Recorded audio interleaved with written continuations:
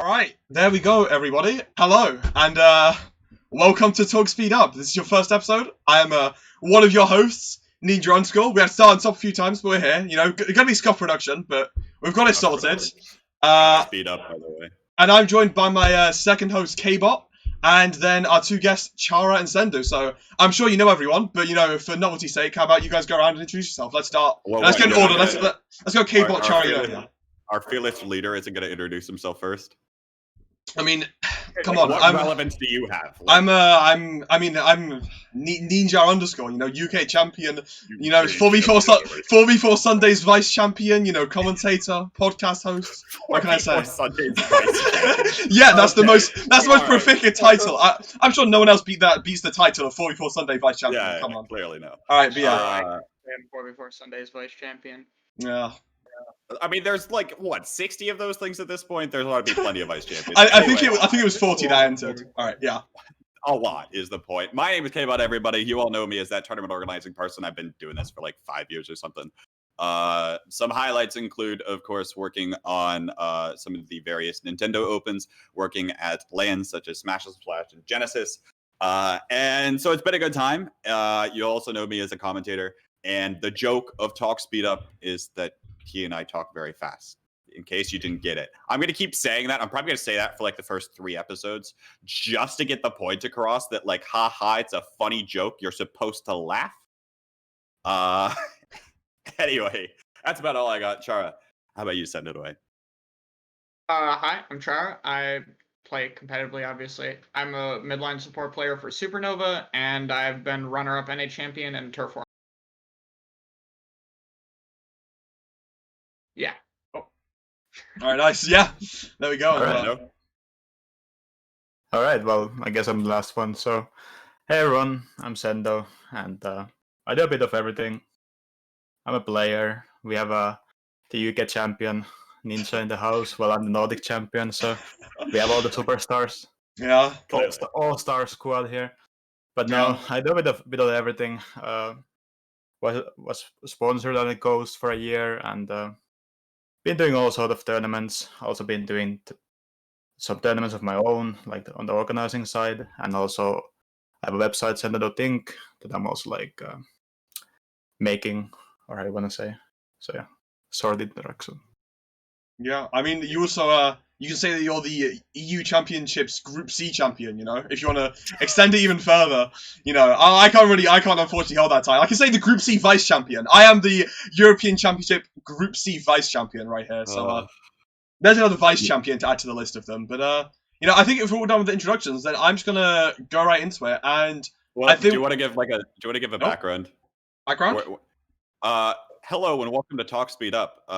This is something we're probably gonna host like every other week or so ish. Yeah, that's it's just gonna be us kind of talking about competitive Splatoon. You'll notice Ninja and I will be kind of consistent figures, and then we'll try to bring along 2 more guests for some more interesting perspectives. And we thought that Chara and Sendou would be excellent first edition. So if you have any suggestions, feel free to send them our way. Of course, the Twitters for everyone are on screen, and we will be having a Discord server that we will share with you all at the end of the broadcast. So go ahead and join that, and we'd love to hear your thoughts, feedback, and suggestions for future episodes. Should be a lot of fun, and I'm looking forward to it. So let's hop right in. Yeah, I forgot to mention the podcast. That's it. You know, the Scuff does. You know, I don't know if you guys can realize I've never really produced anything ever before, so you know, you have to get used to this. But anyway, yeah, let's move right into it. First topic of discussion. Let's talk about Koshin. So, of course, you know, I'm sure everyone knows Koshin by now. If you don't, it's, I guess you could say, the biggest Splatoon tournament in the world, apart from World Championships. Like, you might as well have that title at this point. You know, it's unfortunately all turf war, but it's basically like the Japan National Championships. They host them sometimes more than once a year, but pretty much every year. And yeah, we had one around a week ago now. I want to say just under a week ago, but yeah. That was not last weekend, but the weekend before, right? Like a week and a half, I think. It might have been this weekend. Unless it was I'm not sure. Weekend. I think it was last weekend. I think it was last weekend. I don't know. Maybe I watched it was last weekend. But either way, did you guys watch it? Oh, sorry. You know the answer. Of course, I was in your stream watching it. But so for reference, before we go any further, Koshin's actually like a circuit, right? Where you have regional qualifiers across all of Japan, and then they all meet up for finals towards the end, and that's exactly where the champion's crowned. So we're specifically talking about Koshin finals that happened where the champion was crowned in Japan. But Chara and Sendou, did you guys get a chance to watch the Koshin finals that happened? I was only able to sneak into a little bit of it, but I did see who won and a few of the matches, so it was definitely really interesting. I was worried about, oh my god, I was worried about L3 getting nerfed because there was so much L3. Oh my god. Yeah, I'm not the best podcast quest right now because I'm only watching it now. Like I'm trying to see. Yeah, that's fair. Nah.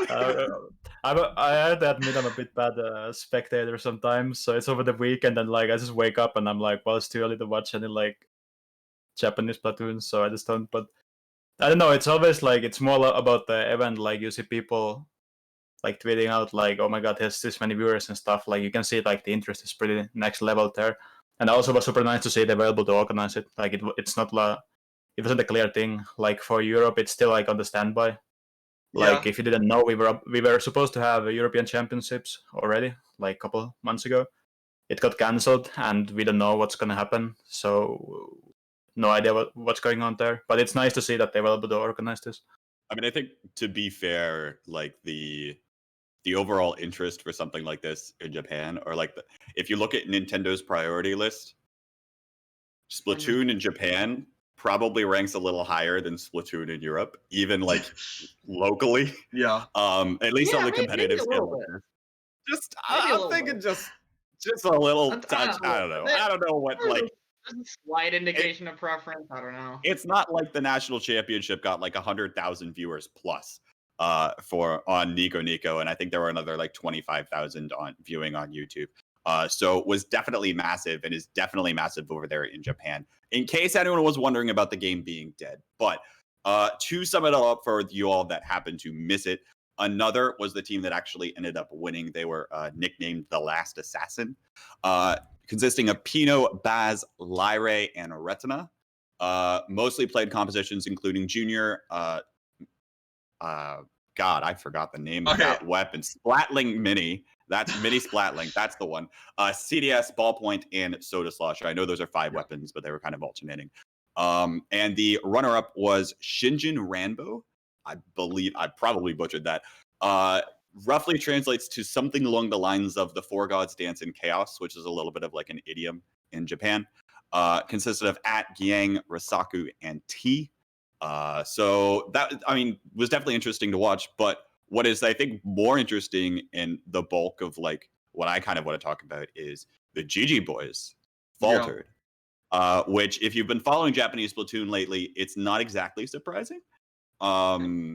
You know, seeing as how they've been struggling to find their footing in terms of winning events, in terms of winning even Premier League matches. We can talk a little bit more later. But anyone else have any other thoughts on like the GG boys, how they're doing right now on the whole, or like, are they falling, or is just the rest of Japan getting better?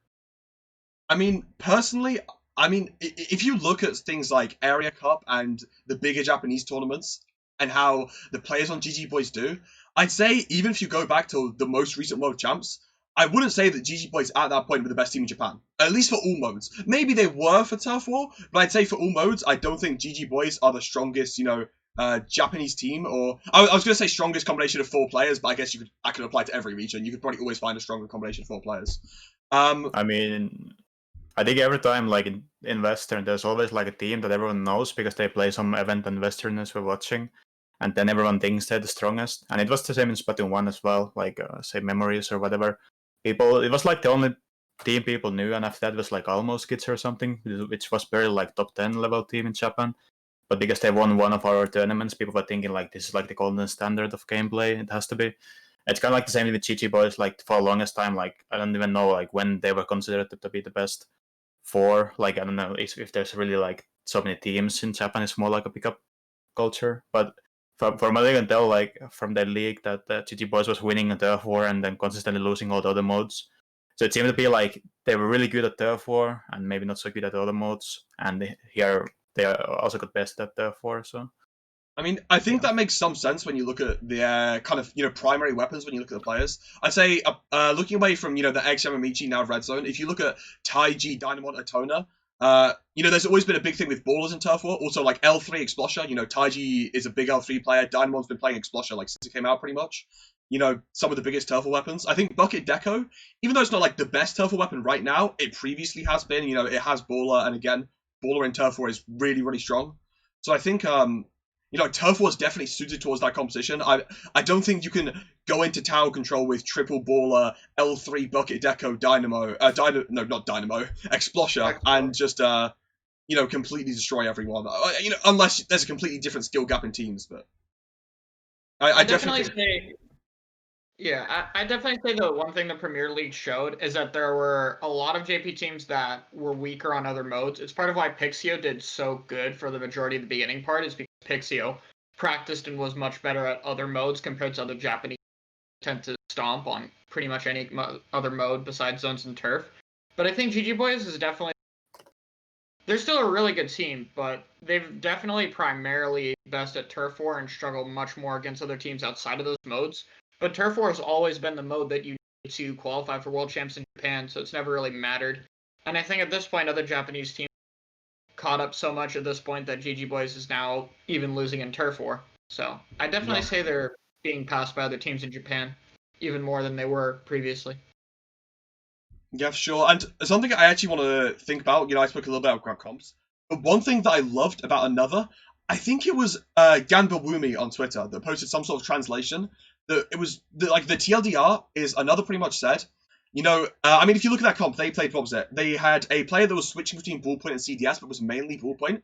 Then you had Junior, Soda Slosher, and Junior. So Junior, Mini Splatling, Soda Slosher, and ballpoint / CDS. And I think the main thing they were saying is, with this composition, these are the weapons that our players like playing. We're enjoying playing these weapons. And, they didn't have L3, they didn't have, all of these crazy meta JP weapons. And they won the tournament. So I think that, was kind of a nice thing to see, in my opinion. Yeah, I can only, think when Rogue wins the World Cup, and then they interview Cray for the winner, and then they translate the Japanese what he said, and he's like, just fucking run double armor and Stingray. And then Japanese and then you win. But no, I don't know. It's a nice mentality. I don't know. In a way, it's encouraging message for sure. So I don't know. It was nice that it also got translated. Yeah, sure.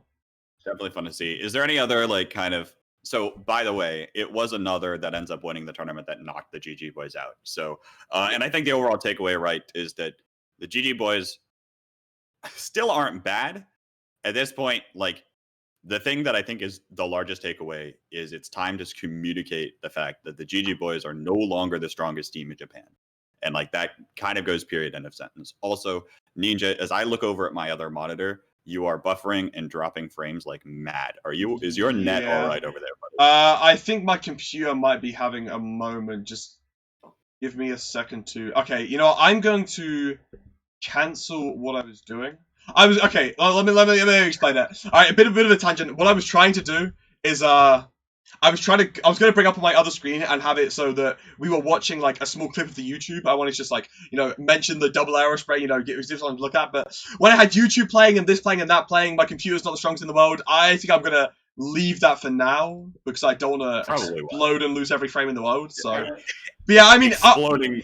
Generally not accepted. But if you want to make the double arrow point, go ahead. Yeah, I'll still talk about it. I think another thing we get to see in Turf War that you might not expect is, I was kind of talking about it when we were watching it, is I feel like you've seen this full circle of how people are playing the game, where, everyone bought Turf War, everyone bought Splatoon, everyone played Turf War, and we all picked Aerospray, and we didn't fight each other, we just walked around the map painting it all and thought, okay, this is how we play the game, right?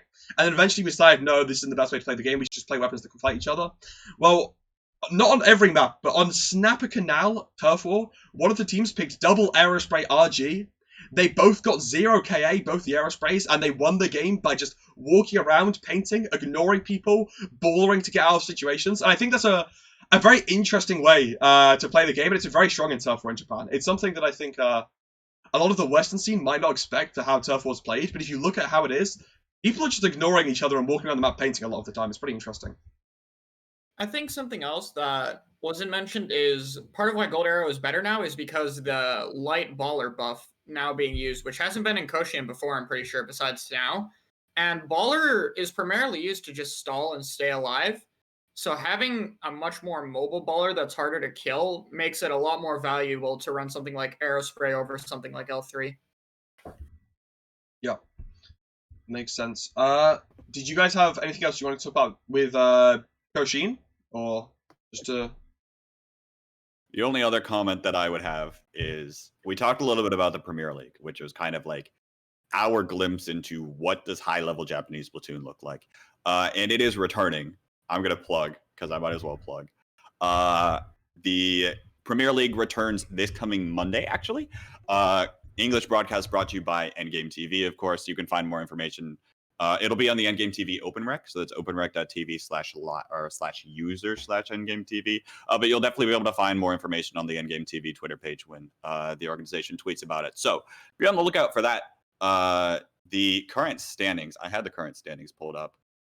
Pixie Monster, I think, needs like one more match win to clinch the league overall. Yeah, that's correct, because they would have had played all their matches, I think, at that point. So if they win their last match, I think they win outright. Otherwise, Detonation Gaming and Babble Bobble are currently sitting at 4-3 apiece. Yoshimoto Gaming Calamari sitting at 2-3, Gekko sitting at 1-4, and the GG Boys sitting at 0-3 right now in that league. Of course, all of those different teams have played a different number of matches, so a little hard to compare apples to apples, but as we progress in the league, it'll certainly be interesting to watch. I will probably also be trying to do a preview article on the Endgame website, so be on the lookout for that, and be on the lookout for more information about Premier League if you're more interested in Japanese Splatoon, because I think bringing that high-level gameplay is fun to you all, so definitely check out for that. All right, plug and shills over for now. All right, so I think if we're all done with Koshin discussion in general, if not, then someone interrupt me, but then let's move on and let's talk about our next tournament recap and our last one for this week, the +2 entry tournament. Now, I think a lot of interesting stuff happened. People might not remember the right things from this tournament, but I think it was still a very interesting tournament. We had a lot of fun games. I think a lot of interesting things. I think the team that won was pretty expected when you look at the players. I think it was a lot of, players that had taken a break and then ended up getting back into the game, and I think it made sense that roster won. But I think some of the teams didn't do bad against them. I think Vermilion that came second, but on a decent showing. There was a lot of other teams that did pretty well. So yeah, I'm assuming we all saw at least some of +2 entry cup. I know that Sendou and Kbot definitely will have. So what do you guys think? So yeah, I guess I can start since it was something I hosted. So I don't know. I guess the origin of it was really that I thought it was maybe a good idea, and there was a bunch of people thinking that it was a good idea, so I went for it. And maybe the primary motivation was indeed to have those teams kind of get spotlight that normally don't get that much spotlight, and also see which teams rise to the top in that level. I think there were some surprises as well. And yeah, I don't know, I talked about this on Twitter a bit, but it's always so hard to draw the lines which players you allow to play and which players you don't, because in the end, there is no ultimate or absolute metric how good a player is. If there was, so many things would be so much easier, but there isn't. And when you're hosting a tournament which you wanna aim for a lower level players, we don't really have a ladder ranking or something like that we could use. So in the end, the DLs just have to make some choices about which players to allow and which don't. So I think it's almost, you cannot avoid it, basically, is that when you are saying, you can't play, you can play. Eventually you're going to make something that doesn't make sense just because you don't know every player that well. And people are going to have a good question, why did you let this player play but not this one? And yeah, then it becomes a bit of a hard situation to answer, because there's not really a good answer. You just try to do something that made sense at the time.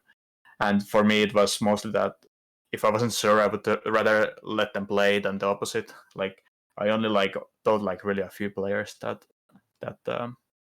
they could not play, and they were all clearly +1 level, and kind of everyone else, I was okay, just go ahead and play. Yeah. And it's difficult, right? Because sometimes you'll get knocked out of +1 or +2 for the sole reason that you're inactive, right? Or the sole reason that people don't really want to play. Yeah, with you but for whatever it reason. was a rule in a way that, okay, what's the thing? Because there's also like some like clearly +1 level players and +2, and eventually they get kicked out if they stop playing. It just might take a few months. So specifically, the rule was made so that you don't have like some like really strong players carry you. And the players in question, yeah, like looking back to it, maybe I could have, but now that I think of it, like I don't know, There's not it's really so an hard. answer. Yeah, It's not. And even if I told them they can't play, and then I'm telling some other people they can play, like you can also make the same argument that, okay, why did you ban these guys and not this? So Right. if I decide to host it again, like I fully expect there to be the same kind of debate, just because it's just, in my opinion, it's like the biggest challenge with running those kind of events.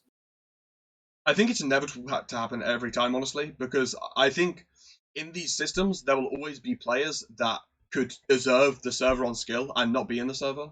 So I feel like it will happen every single time. If the tournament is ever run again, if it isn't, I definitely think it will be. But I don't think it was that bad. I think like since I think if you look at the roster, I think only Xerxes was ever in +1. I'm unsure about Pramano. Wait, No, Kbot's losing right they now. were both in +1, but both of Okay. them also got kicked out after 1 month. I think, I'm pretty sure. Okay. Yeah, Okay. neither. Or something like that. I can't say for sure. Like, don't quote me Yeah. on this, but they I were in don't- I +1 for think- a short bit of time. I'm pretty sure Xerxes was a vouch, and I think Pramano got 48% in voting. I might be wrong on that too, though. Okay. Well, either way, I think overall though, I don't think the selection was too bad. I think that one team was definitely strong, but I don't think it was, like it's not like you let. I'm trying to think because Kaji's only just in +2, so I was trying to think of another player on that level.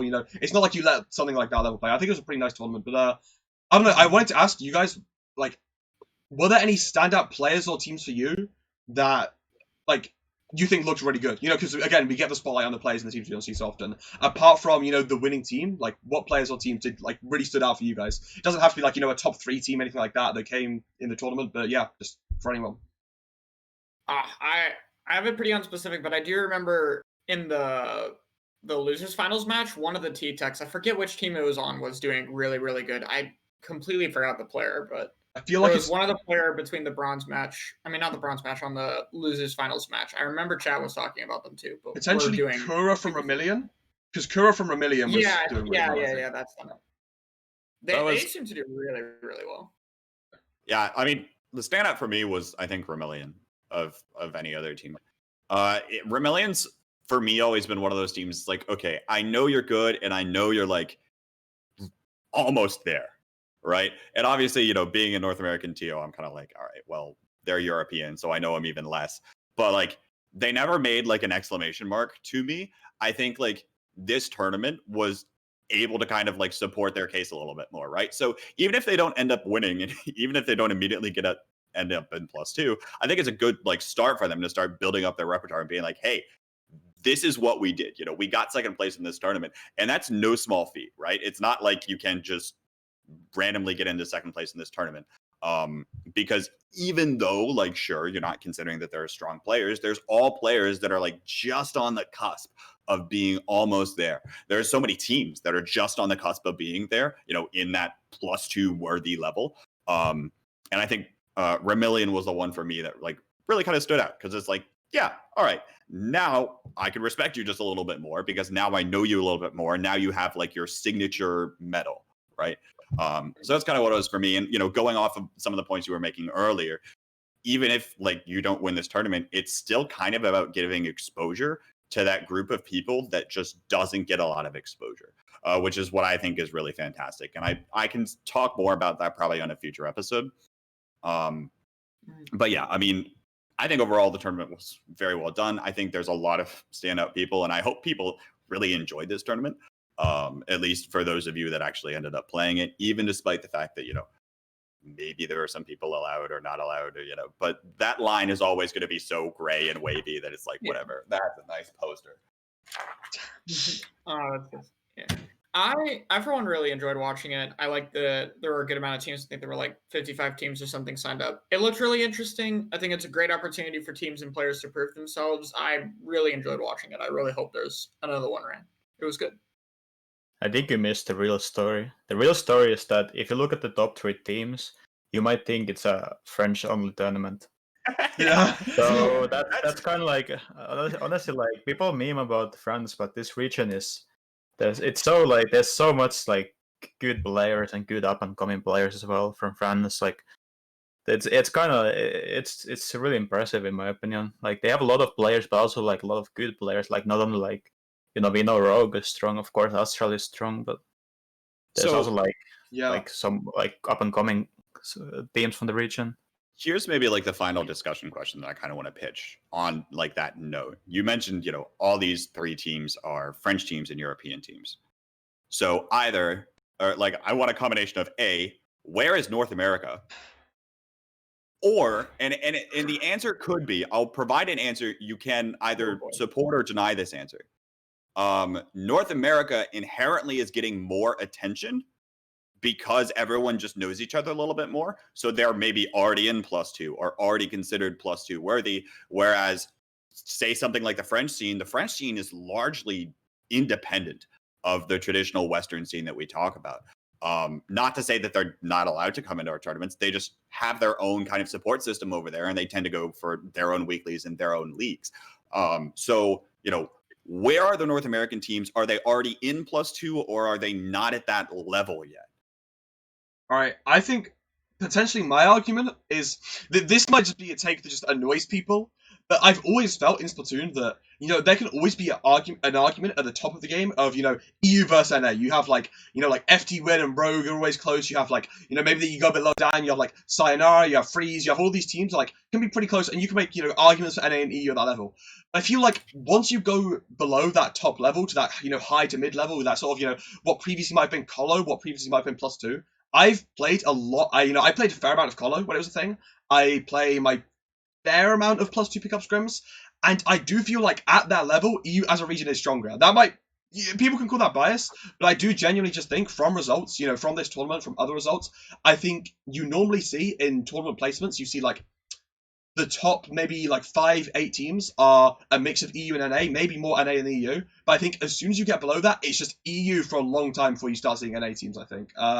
And I'm not sure if there's a reason for this. I just think it's how it's turned out in this game so far. And I think, especially again, the French region, I think there's a lot of teams in the French region with up and coming players. And there's a lot of up and coming French players in general. I'm not sure why, but it's just something I've like kind of noticed and feel that exists when I'm like playing these +2 Colo games, etc.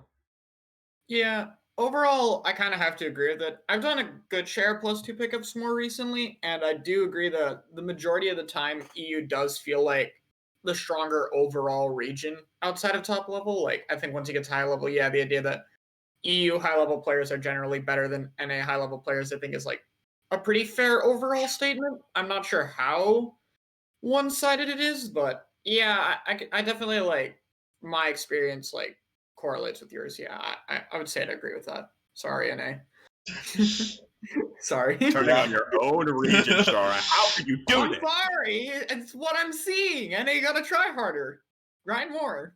Sendou, any thoughts? Well, I don't know. It's a forever question. I don't know. It's not so interesting for me personally. Like, I don't think it really means anything which region is stronger than another, because in the end, like, I think we should be thinking about it as like whole. Like, we should be figuring out ways to improve together, compared to Japan maybe, rather than comparing the regions. Like, I don't. Sometimes it just really depends on the last tournament as well. Like last tournament, Rogue was kind of dominating. I need fuel to the fire to give me a reason to run Crown 2. Okay? You're No. not providing that to me right now. No, I need the propaganda machine doesn't stop for anybody, Sendou. You gotta work with me here. I don't know. I saw a couple of people saying they were trying to do that on Twitter, and I don't know. That's just that ain't me. I'm gonna leave it to those people to make it happen. I'll just Yeah. I'll be So- playing. We talked a little bit about like, the higher level +1, and I think we've got a segment towards the end of the episode where we'll talk a little bit maybe and maybe come back to the whole NA versus EU thing. But anyone else have any thoughts on the +2 entry cup before we talk about something else about +2 that Ninja I think has? Going once, going twice. All right.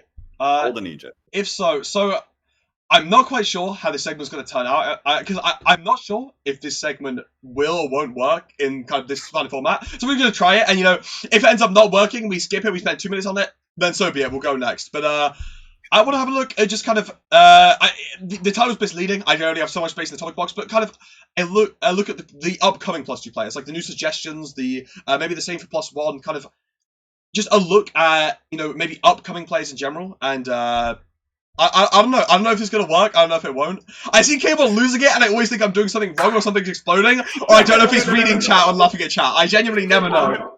This time I'm actually laughing at something else that I'm about to joke about, because you're laughing at your own joke you've not even said yet. No. You're gonna pull up the I got +2 the suggestions. page open for this. I got the No. page Pull up the +2 suggestions. Go ahead and do it. Because you're going to see my computer explode. No. It'll be okay. Trust me. Okay. Yeah, I actually found a No, very, that's nothing to do with I found a computer very exploding. interesting. I was gonna say I found a very interesting suggestion in the +2. Yes, I know now. I know the. Yeah, I think there's been an interesting +2 suggestion. Yeah, I don't know what this player's thinking, but. So let's have a look over at this. We're finally get to use it. So if we go down here, there's been a suggestion by Duracell DLC, one of the highest rated +2 players for Kbots. Don't know the guy. Yeah, Actually don't know Kbot the guy. is. Are you X ranking all modes, Kbot? I'm X ranking 2 modes. You're X ranking 2 modes. Alright. I haven't played the game actually in like 5 months probably. So Kbot's S rank in 2 modes, probably not even level 50. I don't even know if he has all the weapons unlocked yet. No. I'm like level. But you're not level selling 64. yourself very well. Alright, level 64. Okay. In all seriousness, jokes aside. So first of all, Dur actually suggested me as a joke. First of all, like that's a joke. There's no fixing that. What I will say is what I'm probably going to end up doing, and I'm going to tweet about this when voting comes around. But if you all actually do vote me in, what I'm going to end up doing is I'm not going to play and I'm not going to vote. But what I am probably going to do is probably join in lobbies on overhead camera and maybe do like a little bit of like live VOD reviewing sorts of things, pulling out the epic pen, drawing on the screen, not only for like my own like idea of thinking about the game, but I think it would also be beneficial to kind of like give people a look in to see, how exactly the competitive environment works and how maybe, looking for improvement or things like that. So the fate of the Plus server is in your hands as the voters. I'm not actually going to play. I'm not going to ruin your server. So take it or leave it. I literally will not be offended if you all downvote me to all hell. That's fine. I don't care.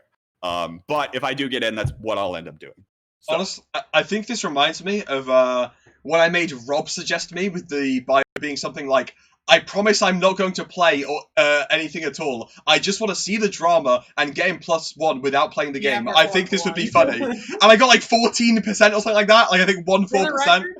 For the record, I have voted you for that one. Let's go. I got a lot of people saying that, but apparently I got like a 10% upvote rated. So I don't know. Something went wrong. It was a good deal more than 10. I think it was like 30 or something. It still wasn't good. It still wasn't good, but Okay. Anyway, jokes aside, we can actually start to take this segment seriously now because there are actually probably some players that you want to discuss here on this list. So I think I'm going to try and skip over players that have been in the server that are getting resuggested. For example, I see Io here. Like, I'm not saying Io's a bad player, we shouldn't talk about him. I think Io's a nice player, right? But it's not like, Io's been in the server. But I think, I don't know, are there any players, like, if you guys plot the list that you think, like, stand out for you? That you think, like, you'd like to see play with better players more, see how they do? I think one for me that we talked about a bit earlier was definitely Kura. Kura, of course, the player that played for Million, got second place at the +2 Entry Cup. I don't know if they're going to be an absolute god player, but it's nice to see, if they get in +2, how they're going to play with the better players, how they're going to do in the better environment. I think it'd be nice to see. So, are there any players that stand out for you guys that you'd like to see get suggested that aren't on the list, or? I went through the list, and most of these players I don't know, but I did see Opie suggested, and Opie Desire is a brush player, and his team actually did get an upset over ours in Inkstorm 2-1 in the group stage, and I felt he was kind of the main reason because of that. Is Brush got a ton of plays that like won them the key fights they needed. So I mean, I think Opie is definitely a +2 level player just from going like the one person I want to say. So like Opie's done well. He has top level results over us now, so I think he'd be a good addition. Yeah, I'm not sure if Opai's been suggested yet, because I feel like Opai's definitely a player that could have been voted in. I don't know if he has or hasn't been suggested, because I mean, Opai's been around for a long time in Splatoon 1. I remember him, I'm not sure what team, but I remember playing with him a few times in Splatoon 1. I've known him for a long time now, so yeah, I think Opai is definitely a player that I'd like to get in. I'm not sure how much I'll be playing with him, EU times. I say EU times, I've been going to sleep at 12 p.m. and waking up at 8 p.m. recently, so I don't really know what... I don't know what times I'm on. It's like one a night in an Among Us group, and Ninja's just like, "Hey, I can play now." I'm Yeah. like, what are you doing here? No, it'll be like 8 a.m. for me. I'll be like, yeah, I'm down, guys. But yeah, so I think Opai's another player. I don't know any, and then of course Ali Cat also on Desire. So there's another Desire player that I think definitely deserves to get in. 96 cal player, but yeah. Anything else like you guys standing out or? For me personally, and then I'll hand it over to Sendou to see if he's got any opinions. Newt as a player on Siege, I think talking about Siege's skill level, first of all, I'd like to see them go play in some tournaments. They have always been a team that has shown stretches towards or like even upset potential towards the top, I think, of North America. I think honestly, like if there was a gap between +1 and +2, Siege would probably fit right in that gap. They're not quite +1, and I think they're probably on the higher end of +2. The only problem is that we never see them in tournaments. It's a 4-man roster that like never plays. Like, guys, if you want to play the game, like please play the game. I'd love to watch you guys actually play and perform well, but yeah, that's my comment there. I think one quick note before I hand it over is that I actually do remember, like, I think it was in the zone. They got sent to losers early. I was like, okay, who's this random 30th seed team? Let's just beat them and go next. And then they, like, smacked us. And then I was like, oh, God, we're so bad. And I looked at the bracket again, and they smacked, like, a ton of teams that made it really far in the tournament. I had no idea who they were. Like, and then I looked at the Twitter. I was like, I don't know these players either. I knew Opai, and that was it. But they're really good teams. They just don't play much. You just don't hear about them because they play one tournament every 3 months and then go back dormant. Yeah, I mean, if you're a team that wants to be recognized, please do tournaments. Like, it helps so much to do tournaments. Like, it's unreal how much it helps to be recognized if you play the game in tournaments. So, yeah.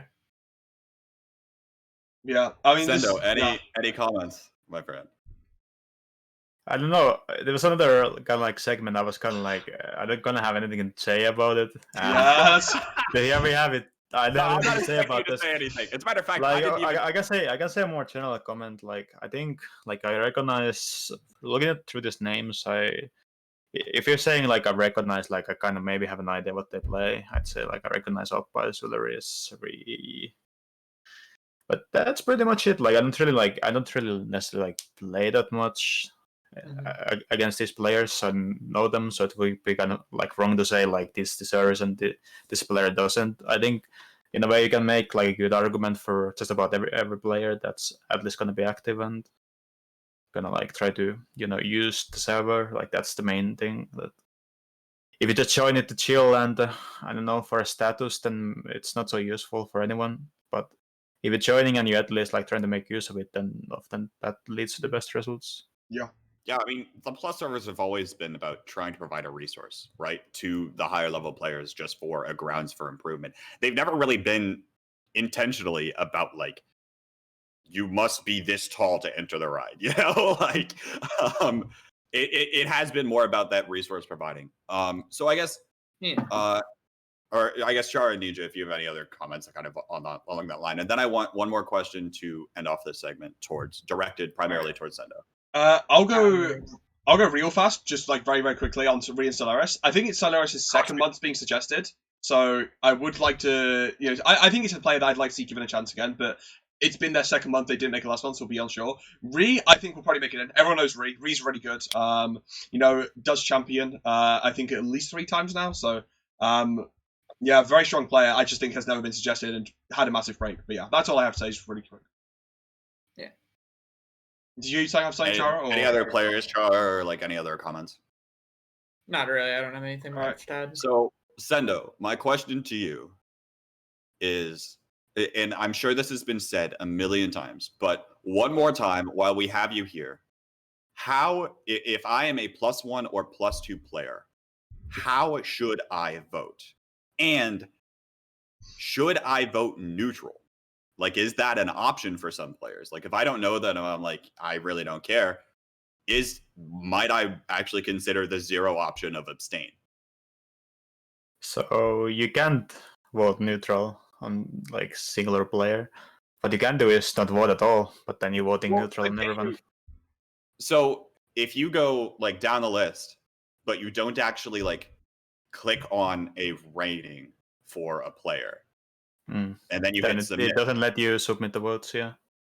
Oh, okay. So you do have to vote. Okay. So in that case, then how should people vote? Yeah, that's a forever question, and I think no one is ever truly happy with how the people vote.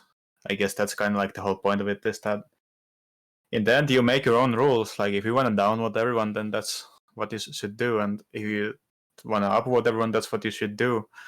I think optimally, like I can tell you how I vote. I look at primarily like, do I want to play with this player? And if I do, then it's probably going to be upvote. If I don't, then it's a downvote. Then also take into account the activity, because it kind of like keeps the server more geared towards utility compared to people just like, you know, like a general hangout server. Like I don't think that's the intention. But like I don't know like what is the official wording right now, like when you vote, but I'd say like the general intention is that just use your best judgment there. Like I think in the end, like here's the thing, like if you're upvoting them, like no matter what, you should not be like unhappy that they stay, and if you downvote them, then you should not be unhappy that they get kicked. And if everyone votes like this, then in the end it should even out. Like in the, like people that most people don't want to play with are gone, and the people that most people want to play with are staying in. And I think it's reasonably working like that. Of course, no system is perfect, but either way. I mean, to be fair, that's like the classic majority rule democracy, right? Like if there's 50.1% of people that want to play with this person, they're staying in the server, no matter what the 49.9% have to say about it, right? That's kind of this case of majority rules. I guess like Chara and Ninja, do you have any like opinions on how you think people should vote, or maybe how you do your own voting real briefly here? Well, I can talk about how I vote for a bit, but I'd say the main thing for me is there are 3 factors. There's the activity level, which to me is one of the less relevant factors, but it's still like, do they play? Like, do they want to grind? Because there'll be some people, especially last month, there were a ton of people who got suggested to play. They got voted in, and they played like 1 time the entire month. And I just questioned like, okay, why do you care about being in the server if you're not going to grind? Because the whole point of being there is to practice scrims. So if you're going to join and just not play, what's the fucking point? Second, are you like an enjoyable person to be around? Like, do you call out? Do you voice? If you're not, are you still like trying to coordinate? Do you work with people? Are you going to be toxic or salty and post KDs on Twitter, which some people have actually done that before? It's like, okay, are you the kind of person that I'm going to enjoy playing with?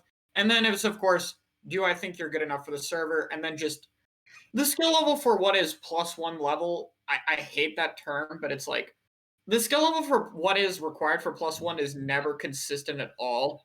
But it's overall like a combination of those 3 factors for how I vote. I mostly get upset when people vote, yeah, oh, this guy's my friend. I'm gonna just vote him because he's my friend, and oh, I don't like this guy. I'm gonna -2 him because he doesn't like me. That's the kind of voting that I feel like anyone should not do. And it just starts cycles because it's like, oh, this guy downvoted me because he doesn't like me, so I'm gonna downvote him as well because I don't like him either. And then those 2 just downvote each other every month, regardless of how good they are at the game.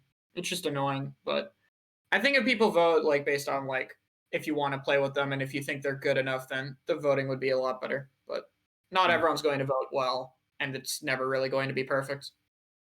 Yeah, I mean, I don't have much to say about it. I vote based on how much I want to play with the person when I'm tryharding, you know? So that obviously takes a lot of things into consideration. I'm not going to go over the same points everyone went over, but yeah, that's pretty much it. Yeah, I think if we are all good on the +2 discussions, happy to go through, yeah? Then let's talk about the patch. Yes. Oh boy.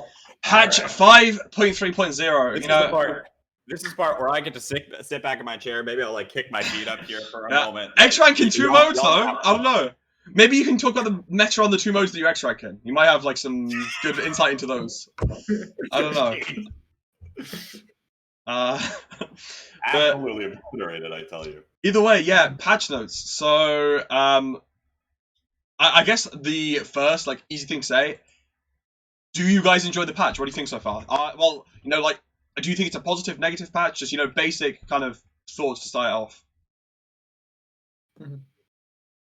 Yeah. Well, personally, I have no idea how some people can see it as a negative patch. Even if there were more changes that you would like to get in, I don't think it's deniable at all that the changes that were made were good. And I think it's perfectly reasonable to expect more from the patch or want more changes, because I personally do, and I'll probably talk about it more later.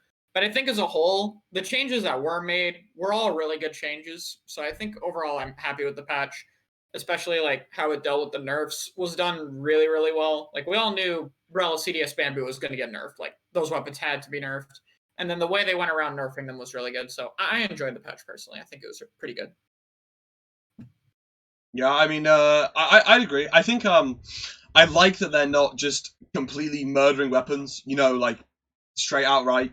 I think if you look back at I think this is how most games do it. If you look back at the early patches, they had Tri-Slosh be really dominant through like 1.0, 1.2. Then they go to 1.3 and it's like bottom 5 weapon in the game immediately. They just completely destroy it. And they go Baller worst special to best special in the game. And then next patch, suddenly Baller's used it again. I kind of like they're doing a lot more stable patching. They realize, the game's going, they're trying to stabilize out the game a bit more rather than drastically change up the meta. I do think the changes will, over time, affect more than people think. I think if you look back at kind of the history, you kind of have, like, I think the classic one I always like to bring up is, like, L3, everyone was like, oh, all you're doing us is making us change our gear. Nothing's going to change with this weapon. It's still going to be completely broken. And then you look at the game right now, like, do we see L3 everywhere? I don't think much changed to completely destroy it, apart from, those few gear things, which everyone said would mean nothing. So, even though I do think, especially on the bamboo side of things, it's not really good. I think we're still going to see a lot of bamboo, especially. I do think over time, maybe with one more change to bamboo, with other weapons coming in and out, I think we will see kind of a shift in the game. Sure. Mm-hmm. I mean, primarily it's like been a trend that I think FLC was tweeting about it. I think it's well put. Like they're more like just when they nerf a weapon, it's still gonna be viable. There's more like telling it like this is like your lane. Like I think that's well put. Like I don't think every like TDEC main should be flexing to Umbrella every other game. Like that's dumb. Like I don't think that should be the weapon. And likewise with Bamboo, if every backline is suddenly playing Bamboo, then yeah, there's probably a problem. And the CDS, so in a way, I like this kind of patches, and I feel like Tent also had kind of like this kind of like harsh nerf, but in the end, like, well, if you know the weapon, you're gonna be fine. But maybe those situations where people just want to play it as their like fifth flex option or something, and they're gonna struggle more. Like that's what I like, and it keeps the game kind of like vibrant in a way where those weapons are still gonna stick around, but just having the more options. So yeah, I'm always a fan of the patches. Like I don't remember a patch where I was like, oh my god, what a horrible patch. I don't remember this. I mean, I think one thing that I'd like to see is I think quite a few people have talked about this, but I'd like to see some buffs to maybe some less relevant weapons. I feel like it's been a while since we've. I feel like the last one I can think of memory. There's going to be another one out there, but the last one I can think of, off the top of my head, is the mini splatling buffs. From a while ago, mini splatling like wasn't great, and then they just gave it like a few number tweaks, and it was like the best weapon in the game for a couple of weeks until they chewed it back down again. I don't want to. I'm not saying make rollers broken, because honestly, I would never want to play Splatoon where rollers are broken. That just doesn't sound fun. But I'd like to see, maybe some, less relevant weapon classes, maybe some less relevant weapons in general, just get some, tuning upwards, try and bring them more to the forefront. It would be nice to see because, if we talk about maybe the regular roller, I don't think we're really seeing that weapon at all, apart from a couple of people that have been dedicating themselves to it every now and then. So it would be nice to see some of these weapons. A Blaster, I'm sure, is a big one. Everyone loves Blaster. Like, oh boy, I'm not the biggest fan, but you see, like, all the kids love the Blaster. oh Blaster. But I mean I think people underestimate like Blaster, like how like Blaster here and Blaster being so broken, you actually gonna rage quit the game. It's not so long distance. Like they don't need the buff range a bunch, and I can tell you there's gonna be a lot of players playing it that are not gonna let you play the game. Like, and especially when the game is this old already, I don't think it's the smartest necessarily to start like buffing things too much, and there you have like tested a lot. Like, we don't know what they have tried out. Like, do people really think that they didn't try out even one like range blaster change? The most likely they did, but when they were trying it out, they noticed it, like, because they have this information, we don't, right? So maybe they try out range with this parameter change, and then they like, no, this is not good. And then on the other hand, they can always do like, oh, it deals more damage to Rainmaker Shield, but that's like, might as well not buff it at all. So maybe they just didn't find a good way to buff it. Same with something like Splashdown. I don't think they are completely oblivious to the fact that it's pretty like sad special. But again, like, how do you buff it in a way that doesn't make it like annoying? And we also have to consider like casuals. Like, it's probably like, think about it, it's horrible against comp players, but it's so good against casuals, and they also have to think about that sort of thing that we don't necessarily think about. And you mentioned like Roller again. Like, I'm looking at the July results, for example, for Max Rank. Roll is the 4th most popular weapon in Rainmaker, X rank top 500. So again, like, they're looking that like that sort of stats as well. Like, I see Roller a bunch actually, like pretty high up, and that's just the regular Roller. Carbon's up there as well. So in a way, I think we are always a bit confined to what we see rather than seeing the big picture. Like, good example is also the Nautilus. Like, Nautilus, like, it has Anne in the name, and like literally only Anne plays this weapon. Like, I was thinking about it, it's kind of interesting. Like, you don't really see it in Japan, you don't see it in X rank top 500 results, you don't see it in Europe, but Anne has like a bunch of kids that are really good at it. But I don't think it's the weapon. There's an example and people picking it up and doing well with it. Like, I don't think that's like some magic weapon that needs a nerf now. So I guess, like, to sum it up, it's just the big picture. Like, they have to consider more things than we do, and they probably have more information than we do. And in the end, the changes they have made have always made the game better. So Yeah. that's kind of like my opinion on it. Well, I think there should be more buffs. I definitely think like it shouldn't be very drastic. Like, if anything, it should be very minor changes to weapons that in all fronts don't seem to have much use, and then slowly bringing things up rather than any form of drastic change. I think the way they buffed Try is a really good example of how to do it, where they did very little buffs and then over time the weapon as it is now fell into a good spot. But they didn't do like fire rate, paint buff, points for special. Like, they didn't do it all in the same patch. They did it over multiple patches over a long period of time and slowly built the weapon up until it's in a good spot. And I think definitely the point of balancing has to be applicable to casuals too is a very important point. Obviously, one of the weapons I talk about balancing a lot is Octobrush, because Octobrush is one of my favorite weapons that I don't think is very good. But at the same time, it's like, okay, Octobrush at a casual level is really good. It's really hated. It's really annoying. So how do you go about making the weapon better at higher level play without making casuals want to tear their hair out at Octobrush? So it becomes a balance, because the job of balancing a game isn't, the best way I heard it described, I think, is from XCC, is it's not one job, it's like 5 jobs. You have to make competitive players happy, you have to make lower level players happy, you have to make casuals happy, you have to make like the game interesting to watch. It's like a bunch of different things that you have to balance the game for. And you can only have one state of how every weapon is, and it has to fit all of those environments. So balancing is an extremely difficult job, and from someone who looks at other game balancing, Nintendo does way better than a lot of other companies do, and I really don't think we appreciate that enough. Yeah, and really, I don't know. Actually, I kind of forgot what I was gonna say, but I think that was still a good point. Oh yeah, right. Like, on like game theory level, like, not every weapon needs to be viable at that like high level, top level play. Like, that's just not a thing.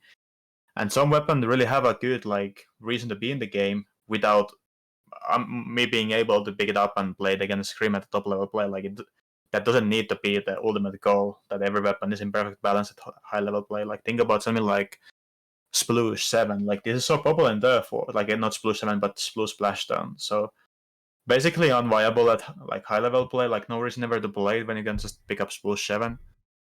But the kit has still like really nice, like, it's a really nice casual kit. Like, if you're picking up the game for the first time, you could do like a lot worse than to pick up like the Splashdown Blush. And it still has a reason to exist. Like, it doesn't need a buff because it would be like way too strong maybe for like casual lobbies, but it still has a reason to exist.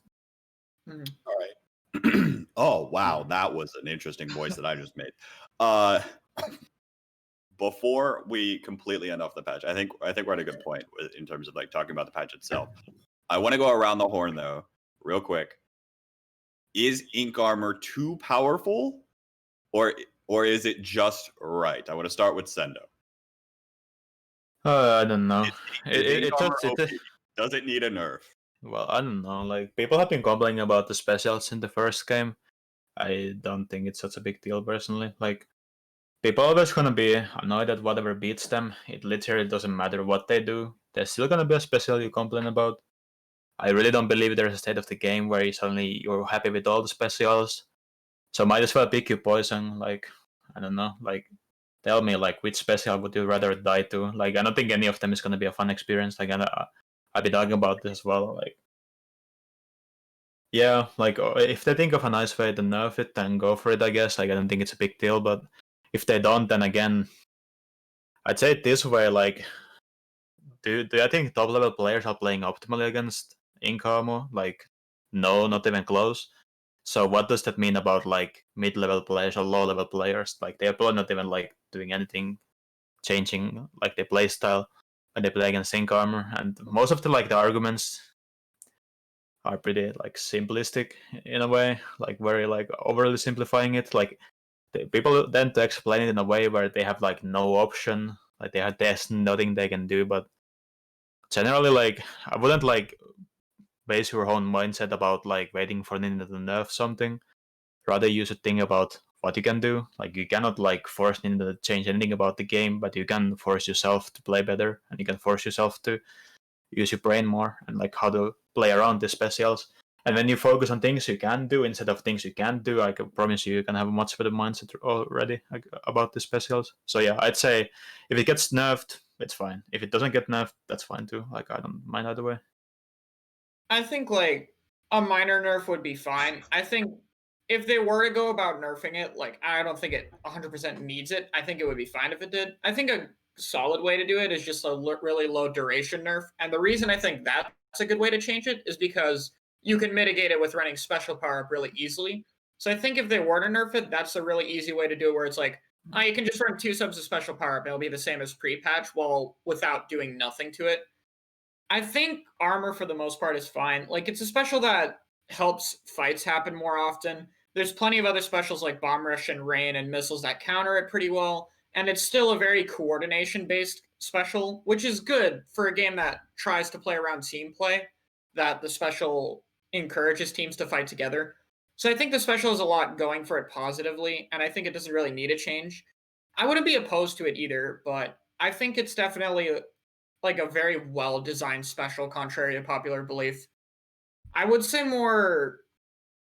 I think it's fine. I guess. I think, if I may interject to make a joke real quick, ink armor is probably better than Baller last game. Ninja, go ahead. I already get what you mean by that, but better balance. No, better balance. oh, you meant bubbler. You mean bubbler. Bubbler. That's what I meant. I was like, That's what I meant. baller, like baller last game. What are you talking about? Are you saying if we go back in no. time? Okay, yeah, No, bubbler.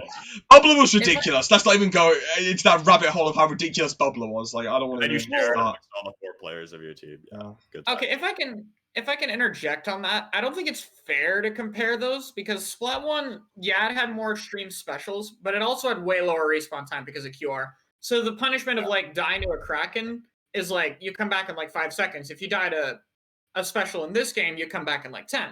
So is it really that fair comparison? Chara, let me make a joke. All right, I'm just trying to make a joke and move on. Ninja, what do you got? I think I'm completely fine with armor, honestly. And I think I'm not going to relay a lot of your points since I agree with you guys.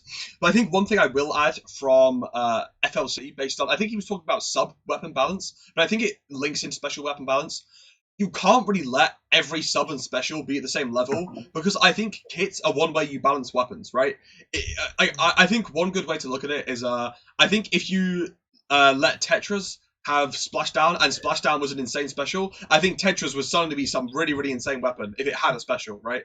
But I think the fact that Tetra has Auto Bomb Splashdown instead of, I can't think of anything crazy broken, but maybe like Splat Bomb Baller or Splat Bomb Inkjet, I feel like suddenly you see this weapon go crazy, and I think, you know, giving weapons weaker kits is a way to balance it, because, you know, I think the Splatoon devs know that maybe Splat Bomb is around 9 trillion times better than Point Sensor. That's also a way of balancing the game, is by giving some weapons, you know, certain subs, and giving some weapons other subs, because if you let every sub weapon be the same, then I think you'd see a lot less weapons be played less. Like, do you think we'd ever see Junior get played if it didn't have Splat Bomb armor? Like, no, we're not going to see Junior with Point Sensor and Splashdown get played ever in a million years, you know? So, I think sub and specials are a really nice way to balance weapons sometimes. And yeah, that's something that, again, I heard FSC talk about once. I think it's a pretty valid thing. So I don't think you need to have every sub and special be at the same level. I think it's a good way of balancing the game to let them not be. Cool. I think we're in a pretty good spot about patch notes. I think we're going to move on. Yeah, And so- it'd be a fun little segment. I'm pretty sure it's the right one. I'm just double checking. Yep. So we're gonna be doing something a bit different. We are going to be ranking. If I quickly change the topic, we're gonna be ranking basically our idea of the I think we're gonna do a weekly power ranking. So let me just go over my idea. So I'm planning pretty much whenever we do the episode, so bi-weekly, weekly. I think we're probably gonna aim for around bi-weekly. We're going to, with our two guests, try and put our heads together and come to as close to an agreement as possible for our top. I don't know if you guys want to go for 5 or 10 teams currently in the Western scene. I don't know how well this is going to go. I don't know if this is going to be a complete disaster, but I think it'll be a bit of fun regardless. So I'm going to. Are you going to have like a notepad up or something? Yeah, I'm going to very quickly open up Notepad. So let's do this. And I don't know if you guys want to start talking about any teams that you think particularly strong while I open Notepad, then go ahead. So Okay. Number one's Alliance Rogue. Do we have to argue that? Do we have to debate I'm that? fine with that. I think one thing I want to ask, are we rating Alliance, Rogue, and Gru separately, or are we just going to say the group was one team at number 1? I want to keep them the same. mean, they have 2 different players now compared to before, so I mean, I would call it. Okay, the All right. reason why I make the argument for them being the same is actually Obito has been playing a lot more with Alliance Rogue, especially in the French League and things like that. Yeah. So I think while you might not think of Obito as like an actual Alliance Rogue member, he's been playing enough with Alliance Rogue for me to consider like Alliance Rogue / Gru as the same team. Well, that's my argument.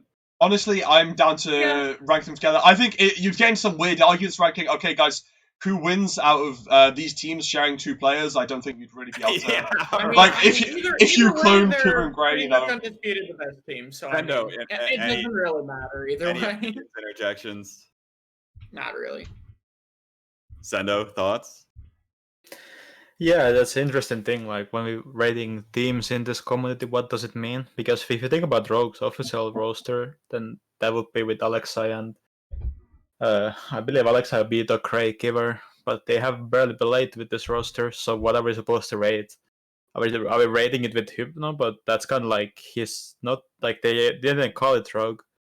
Yeah. So Yeah. then it for me that's why I think like making power rankings in this game is kind of hard because people just play with different compositions, and then like at what point do we consider it a team? Well, at the very least, I would like to say that if we consider the results of one player to one team, then we cannot consider it to another team, because then we end up in a situation where like one player is playing in the top 3 teams just in different tournaments, and then that doesn't make sense either. So I'd say, yeah, top 1 is probably like I'd say the only way it really makes sense is that you don't listen what the teams are saying about their roster. Like you just act like they are not saying anything about the roster because they literally like it's worthless pretty much. Mm-hmm. So in the terms of Rogue, we consider their roster to be like Hypno, Obito, Craig Giver, and that's basically Rogue, because it's like they don't call it Rogue. Well, I don't care. It can be called whatever. Like it can be called Craig or Rogue. It doesn't really matter what it's called. But it's gonna be the first team, and then it leaves Alexei to maybe be like playing for some other team. But it gets kind of like weird. But it's kind of weird, yeah. Yeah. But this is like the way to do it still, I think.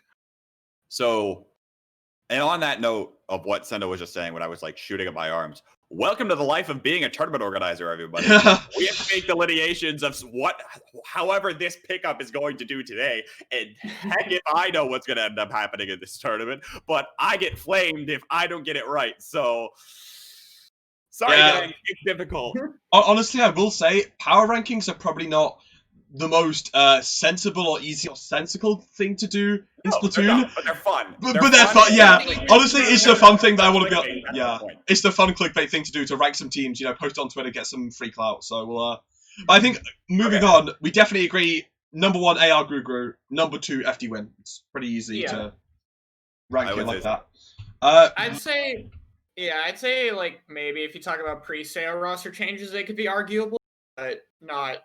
Now they have too many roster changes for me to give any consistent tournament argument compared to FT1 at the moment. So all right. So yeah, I think the second's fair. I think if I'm going to list the teams that we'd want to add next, so I'm just going to go off on these teams. I think we're all going to have to rank in order, and then we can start ordering afterwards. So I think Astral are definitely a team that we'd rank. I don't know how much they've been playing, so are we ranking Astral? I think I'm down to rank them. Okay, my I have a argument. hard time ranking Astral because I haven't seen them play last, and I haven't even seen some of their players play at all. So That's my argument. Is like I want to include them in this list, but I also haven't seen some of their players play. I don't really know what roster they would enter a tournament with right now, and therefore I'm kind of like, well, if you're not playing, then why should there's I? no Uh, data to rank them on. So how do we rank Maybe them? maybe our resident EU people can start to kind of like, dispute that with me. If you want to make the case for where Astral should fall here, Sendou, Ninja, go on ahead. Because I'm actually curious. Like, at this point, I'm like, No, I have don't know no where to idea. put these guys. They haven't been playing, so they're not anywhere. Like basically, most of the members been playing with Axel Asax, and you can rank that. But we get again to the point that, like, kind of like, what's the point? Because it gets really like you have to make some really. You just have to make some decisions, basically. And in my opinion, I wouldn't like if someone put a gun to my head and said, "Now you're making a Splatoon Power ranking," and I'm like, "Well, damn, I don't really want to, but I guess I'm doing it now." And then they said, "Where are you putting us?" So I'm like, I don't know. They haven't been playing, so I guess they're not on this list. Yeah. But I might Yeah. put like X, and that's basically again like same kind of members. Like I think been like Tekken and Arm and Soxei and Kurisu and some So- JP sub. And do we rank teams with the JP members and stuff like that? Like, are those people automatically disqualified, or does it count Well, against them? Or So you know, I think XLSX is fine to put on this list. For me, 3 and 4, I don't know which order this is, but 3 and 4 are Hanron XLSX. They are both runners-up in North America and runners-up in France. So I don't really know which is more impressive right now. I'm open to hearing arguments either way, because like right now my NA bias is Hanron, but I think you can definitely make a very strong case and a very strong argument for XLSX. By the way, XLSX currently has a different roster than something that, if you haven't been paying attention to the team, you might not have realized. Arm joined that team, and what was the other one you just said, Sendou? Zekken, right? Is on XLSX? Yeah. So Arm and Zekken are joining Skoze, LOL, and Kurisu. So that team's definitely like very strong. So I'm interested, we have the two runners up in two different regions. Where do they fall? Between 3 and 4. Did you have something you wanted to say on this chart? I feel like you started. I'm here. Yeah, did you have something you wanted to? Yeah. I would rank Hanron higher purely because with XLSX's new roster, Hanron did better than them in the recent Inkstorm and was able to beat them and outplace them. So I would say Hanron's like the team that's come closer against FT1 as well. So I mean, I would put Hanron then XLSX, but it's very close. So it could go either one. But I would personally do Hanron then XLSX. I'm pretty sure Freeze should be like number 3. Yeah, I was going to mention Freeze. Freeze number 3. If we count Dream, like again, that's another team we didn't mention, but Chad mentioned it, and it's kind of like there's so many like people in Dream now, and there's like kind of I don't know. Dream's Like, I don't in want my to mind, that. Dream is a pickup. We're not going to talk about Dream. No, Yeah. we're not counting Dream. What tournament has Freeze played in lately? Wait. Okay, wait. Freeze third? What results does Freeze have recently? Because I actually don't remember anything like the past month. That's me too. I mean, honestly, like again, like okay, I'm just like shitting all over this power ranking, but it's not my intention. I promise you. But like, there's literally no data of tournaments to rank these teams that a lot of the top teams play. Like we have Inkstorm, and basically we would have to give Inkstorm like really, really big like Impact, Freeze and I didn't think do it. Freeze didn't play it. And then, like, Yeah. what else do we have? Like, we have, I guess we have In the Zone. Like, most of the top teams play that, but that's a Splatoon only, and that's all That was a like, month monthly. ago. So for me, I would probably if I would start ranking people, I would probably like use my own experience playing them more than like tournament rankings, and then I would put like Freeze above like Handran and stuff like that. But if you want to make a tournament ranking, then that's something very different, of course. I think Yeah.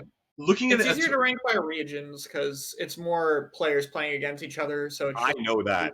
Oh boy, do I know that. It is, the but NA then- the NA Opens are so much easier to seed than like Yeah. the A Storm. They're just infinitely easier. like I can tell you the top 5. Like I can tell you like a top 6, 7, 8 NA like super easily, and it'd probably be fairly agreeable. But if you ask me to do EU or cross region, I don't fucking know. But it's like Okay, so if right you want now, me to just rank the NA teams, it's like I can probably list 8 off the top of my head pretty fucking fast. But think it's let's so do- hard because all you have is your personal experiences with and against those teams, and I don't really have as much against EU with SN because SN doesn't really play against EU much at all, so we don't have much experience against them. for So the I sake of don't the know how to rank argument, let's at least round out the top 5 here, Yeah. since we're starting to run a little over on time. so I'm still torn between XLSS and Hanron. I think I agree. I give the edge to Hanron. That set did go 3-1 in Hanron's favor. I just looked that up. The other reason I have for Hanron is Hanron's roster is variable, and so their Yeah. like primary core roster, what I think is definitely third. I think if they play with a couple of other substitutes, which by the way, you have no idea who those substitutes are on any given day. I think so. If they're playing with like, Ant, Bran, Ice, and Jared, that's like the third team, I think, almost without question. I think if you start subbing in like another team, like, and as a matter of fact, on my like little prep work, I put Hanron in twice, which is the same thing I did when I ranked the NA teams a long time ago. Because Hanron played 2 rosters actually in Inkstorm. So I have the second Hanron team sitting at 6 right now in my personal list. I think sorry, yeah. But yeah, I mean, I would say Hanron and then XLSX for 3-4. I think the order that I'd like to go into the top 5 personally would be so this is what my top 5 would look like after discussing, looking at. I think I would personally go for number 1 AR/Grugru, number 2 FD Win, number 3 Hanran, and then I'd put number 4 Freeze, number 5 XLSX. I think looking at the EU players, looking at the teams and how they've done in tournaments overall, I definitely agree that I'd give the edge to Freeze over XLSX. I would potentially give it to them over Hanran as well, but I think if you look at recent results, if you look at tournaments, not everyone's criminal, so it's hard to say. I would like to give it to Hanran 3 and Freeze 4, and then XLSX 5. I don't know how you guys feel about that, or if you're all just determined for XLSX higher than Freeze. Mr. I've EU never seen bias. XLSX play recently, and I don't know any tournament results they have over the last 2 months, so I really can't. Either way. What I think is Mr. EU bias over here just wants to make sure the EU locks down 3 of the top 5. Okay, hang on. No. In my defense, didn't we literally just say Freeze has literally no results? So if we're not ranking Astral, why are we ranking Freeze? I think if I were to go to like the very farthest I can think of, which SN played against Freeze in a tournament, I think a little 2 months back, and it was before we had 0. We lost to them 1-3. That's the last time I remember playing against them. So I have like, what do I even go off of that? That was before we had 0. Again, Freeze could have improved. Like, what? How do I judge that? I think your list is valid, but I think like, if you're including Freeze, then you include Astral, and at that point, what? Astral's probably third and beats Hanron? I think Freeze has played more recently than Astral. Because I don't have data to go off of for either of those teams. Exactly. I think Freeze has definitely played more recently than Astral, though. I feel like I've seen them play in some tournament recently, and play. I feel like they played in an area cup or something. Like maybe. Yeah, that might be right. But like, then it's like, well, how am I supposed to judge? Because I don't know any of the Japanese teams, right? Like, the Japanese teams could be S+ ranks, and they could be me, right, playing in the tournament. It could be 4 versions of me that they beat, and it's like, yes, good job, you guys beat the S+ team. It's like, what? If you guys want me to remove Freeze, I will. I would say Freeze and Astral we can rank because of lucky results, which I guess brings on the NA side would be SN and Seo. Yeah. Which is another hard one to rank because Because Sam Yeah. just lost 2 people and then picked up DJ recently. So how do you rank that? I think. Because I think it's probably. unfair. If we go off the Inkstorm results, then you would put us ahead of them. But I don't think that's fair because that was their first tournament with DJ. So I don't think I wouldn't definitively say we're better than Sao. So I wouldn't go off of that personally. So I mean, I think I personally, after the top 4, if I were to quickly go through how I would rank it, I would for now have it as 5 Sao, 6 Supernova, 7 Slaughterhouse. But I think that 5 and 6 slot is very interchangeable. I think especially with the roster addition of Zero, I think the and the changes with Sayonara, I could definitely see Supernova making a climb recently. I know that's your team, Chara, but I could definitely see with some roster changes and with some things going on, I could definitely see you guys climbing up. But I think how I would personally rank it, let's go if I went through the 7 top, start top: AR, FD Win, Hanran, XLSX, Sao, Supernova, Slaughterhouse. That's how I'd personally rank my 7 first teams. That's fair. Yeah, I mean, I don't know. It's also patches drop, so a lot of team strategies and comps are going to change. I know. Yeah. I don't want to speak too much on our end because I don't want to spoil everything that we're doing, but I know personally we'll be having a lot less CDS in our comps because we don't want to do as much frontline CDS after the changes. So we're probably going to do more frontline based comps and try to work around that. Wait, time out. You mean Zero wants to play the recently buffed K-Shot over CDS? I know, shocker. It's Shocking crazy. development there, folks. Couldn't have guessed that one. Time to pack it up. But I also kind of meant more as well for Tetsu and Arashi because they can both also play CDS because we have 2 Dooley players on the team as well and Zero. So we had 3 CDS players last patch. So, it changes a bit what we want to do. And we still want to use CDS, but it might be used more of a midline comp. And then there's other weapons people are learning. I'm picking up H3, for example. So it's there's a lot of developments, in terms of what we want to do in the patch. And I sincerely doubt we're the only team that's things around because of the patch and try other shit. So everything's kind of up in the air right now and debatable. There's nothing really very set in stone. I don't think Sendou wants to make any more comments on this by the look of his face. If you do, then. If you do, go ahead and dive in. No, I don't know. I really think it's not you cannot really do it over the voice chat so easily because what I would like to do if we were to do it would be to collect the rosters, make some decisions which player we count for which roster. Yeah. Maybe look up the tournament results, then make some run rules. Are we counting only tournament results, which will make very, very. Huh? I appreciate the effort here. This is meant to be clickbait. This is meant to be fun. This is meant to get all of us fighting one another. This is not meant to be the most scientific. As a tournament organizer, I am a very scientific person. I'm looking at the rosters. I'm looking at everything. I'm doing my own power rankings for every single tournament. But this doesn't matter. You brought in 2 very analytical people for people you want to. I'm an analytical person myself. That's the point. That's what I'm telling you guys. All right. I don't know. I know I'm so bad, but I literally can't think of like how to make some big drama out of like power rankings, because this was so early Splatoon 1, like if you remember Squidboards, that one guy doing like power rankings, that was like good drama. Like I kind of want to restart that just because it was so fun. Like people were so mad about it. Like I kind of want to do that again. I remember Blue's power rankings. Holy shit, that too. Okay. All right. What I am gonna say to wrap up this note is what I think like the last little point we brought up between like, oh, I don't know who is the next. Is it Supernova? Is it Sayonara? Is it a second roster of Hanran? Can Enlightenment start breaking in? I mean, I think what the top 8 looks like of the next NA Open is going to be extremely interesting to watch, because there's a lot of teams, I think, that are struggling to kind of prove themselves as the next best team in North America. And that's what I want to see come out of the NA Open in 2.5 weeks. We'll have more talking about the NA Open next time around on the next episode. I believe the plan is probably to do one leading up to that event. So I'm not going to, talk about everything there, but I am definitely looking forward to that event to see what team proves themselves, because I know for a fact that there is going to be one team to prove themselves and try to make a statement. The question is, who's it going to be? Right. Yeah, I think the next NA Open will be very indicative of where teams fall. Like, it's a bit after the patch. A lot of teams are grinding again. I think it'll very much settle down into an appropriate ranking at that point. Too bad Europe doesn't have anything for that. Yeah. Anyway, unlucky we can't claim some ARMS copies. That's unfortunate.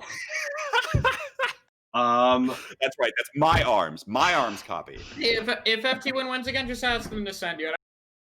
Copy, bro. I think I quickly want to ask before I move on. So, do we want to try and round it out as a top 10? No, or would we rather keep it? Okay. So I think. We spent too much time. Yeah. It's So time to move on. I was gonna say I think what we're going for is like a, kind of our high tier teams power rankings. So I guess we'll leave it at the 7. So all right, that's our official power rankings, guys. Make sure to screenshot it and start all the drama you want. This is very official, and everyone had all input. So yeah, make sure to tag us all and trash talk us. But yeah, anyway, are we all ready to move on to the next segment? Because I'm excited for this one. We have no idea what it is. Okay. Yeah. Disclaimer time. None of the 3 of us, including myself, know what's about to happen next. I have no idea what Ninja has, and I'm supposed to have half the share of this podcast. So I don't know what's gonna happen. If it sucks, you can blame him. Look, okay. Yeah, there's all on Ninja if it sucks. All right. So I think you can't at the end of that chart, but I think. Oh well, either way, I'm gonna move on to it because I'm excited for this. So this is gonna be it's a little bit stolen from a podcast I watch a lot. For anyone that watches Overwatch podcast Plat Chat, you might recognize this, but this is gonna be Matt's Player of the Week. So what is Matt's Player of the Week? Now, Matt's Player of the Week isn't always going to be maybe the best player, I think, or maybe the most standout player or the most amazing player. It'll be the player that maybe had the most impact on me, or like something that I like the most. So it might be a player, it might be a TO, it might be a commentator, it could be anything. And I think there are some contenders. No. It's not going the way things going. But okay, so my Player of the Week this week, I'm currently opening up their Twitter because I'll give the reason for why they got my award, right? So first off, it's not always going to be of the week, considering this isn't always. Yeah, Player of the Episode is probably a better thing, but I think Player of the Week just rolls off the tongue. Like Matt's Player of the Week. Who's Matt's Player of the Week going to be? So it's going to take a long time for Twitter to load. I just want to say, it would have been really helpful to find a player to shout out if we knew this was going to come, No, it's Matt's Player of the Week. It's his player. It's Matt's Player of the Week. That's the whole point. Okay. So whichever player had the most okay, Twitter's loading really slowly. Yeah, your Wi-Fi is going out. Buddy. No, it's the PC. Trust me. You've been dropping frames. Yeah. On the screen. And it just buffered a little bit. So you guys could theorize who I don't know, who would be your guys' Player of the Week for impact on you, I mean, I only have one name in mind. No, it's okay, so It has to be. No, it's It has to be. it's not quite actually. It's 6 letters. It actually is 6 letters. It actually is 6 letters. But it's not what I'm thinking of. To this day, some don't know if he's playing in a tournament. They know him as the L3 Demon. But They no. know him as the Downget. But they also know him as Xoxay. Xoxay is my Player of the Week. No, but honestly, like, there was weird stuff that happened at the tournament, like, I don't know. I feel like he learned something. Like, I have no hard feelings, but I don't know. It was pretty funny. Like, I was playing against him in solo as well once this week, so that's why he's on my mind. Like, he's always grinding. Like, okay, he did do the best moves. That's his best week, but I don't know. Like, I trust. I like a cute redemption arc. So personally, he's my Player of the Week because now the redemption arc is gonna come, and it's gonna be something magnificent. Of all the players I could shout out. Timeout. Stream is currently pretty much down. Yeah. Wait, is it down? It's not down, but it was buffering for a very long time. Like, it's probably time to start closing out of stuff again, Ninja. I don't think they heard the player. Don't think there's anything's close. Okay, you know what? I'm just gonna show the player's Twitter and not show the reason. We'll just talk about it. Okay. I was gonna show a fire meme from Nike, but I guess that's not happening. Or you pull it up on your phone and you show it. All right, so guys, my Player of the Week is I don't know if it's loading, but my Player of the Week is Sendou C right here. We have him on the podcast, and there's many reasons. There's two main reasons. the first reason for Sendou C being my player of the week is some absolutely fire tweets as soon as the NA Open got dropped. I think we had like a back-to-back-to-back. I wanted to show it on my stream because it perfectly fit into Twitter. It was like, you know, the 2022 NA Championships, you have FaZe versus AR, and your prize is ARMS. You had all of FD Win, you know, holding up their copy of ARMS. It was pretty fire. I think the second reason is I wanted to show a fire tweet from Nike, but you had Sendou looking up the Keon's Gose. You know, I think I found some other pretty good memes of like Sendou coming down from the sky and to take him on and, you know, lock him up, get him exposed into jail. So, yes, for that reason, my player of the week will actually be Sendou C. So, I don't know, how do you feel being the very first Matt's player of the week on the Talk Speed Up podcast? I don't know, like, of course, when you look at the list of achievements, and we all have like, I know I'm at a decorated company right now, but can we all agree that you're all getting outshined by me right now, just being able to like have this achievement looking down? But no, like, I don't know. Wow, very humble. I'm really like out of words almost. Yeah, well, that makes sense. But that's the scuffed part. You know, next week I'll try and get it a lot more smoothly running, so I can. Sorry, yeah. Scuff speed up, everybody. At Ninja with what is it? Just tag him on Twitter. You see the name. Tag him on Twitter and type scuffed speed up. Just Okay, that's scuffed it. speed up, right? Just flood his mentions, please. That's all I want. Next week I'll make sure that it runs a bit smoother, so we get to see a lot of the the good memes that come with the player of the week. So I think pretty much player of the week is pretty much who makes me laugh most on Twitter. That's pretty much what it's going to be every week. So we'll have to see who's going to claim that next time. But I mean, I think that wraps up my legendary secret segment. That's going to be coming every week, my player of the week. So I hope you guys enjoy that. Every episode, every week. Yeah. My player of the 2 weeks. We'll see. But yeah, thanks for coming on, guys. It was a lot of fun. So. All right, plugs around the horn, Yep. starting with Sendou. Whatever you want. In the zone, 1.5 weeks, new format, should be fun. Gonna try double elimination groups, so maybe come join if you like some Splatoon tournament. If you like some chaos of your tournament format. I think I don't know. Like honestly, come on. At this point in time, I'm like T.O. Elder COD. Like, there's no way this format. Everyone's gonna be on the feedback. Like, 100 people I never heard of are gonna be like, "Oh my god!" Like, I knew you were a genius, but like, I think my life has been reborn from this moment. You're a modern day genius, and I never had so much fun in my life. And they're literally gonna get addicted to In the Zone. It's gonna be a huge global social problem, but we'll get through it. I don't know. It's just something I had to do. So, if you want to see this historic moment in time, then I recommend checking out In the Zone around 20. Stream probably happening on Endgame TV. By the way, more info to come. Nice. I don't have much to plug. You can check me out on Twitter at Chara. I do a ton of discussions about the game. I try to post about what I do, and I occasionally stream, or if not, I'll generally retweet whoever on SN stream. So if you want to take a look at our team or any of my thoughts on the game, because I tend to talk about the game a lot because I find it interesting to talk about the game. But if you want to check it out, then you can always follow me there. And yeah, it was really fun being on here. My name's Kbot. You see the Twitter below. I may or may not actually start streaming a little bit more. I've been a little quiet over the summer, but now I've got a little bit more of a stable internet connection. Probably more stable than Ninja right now. So be on the lookout for streams in the future. And be on the lookout at all things Endgame TV. A couple of projects, including Premier League broadcast, will probably be broadcasting in the zone as well. That is in not this weekend, but the weekend after. Also, there's a WFB tournament this weekend that we didn't quite get to touch on. I'll probably expect me to tweet about that.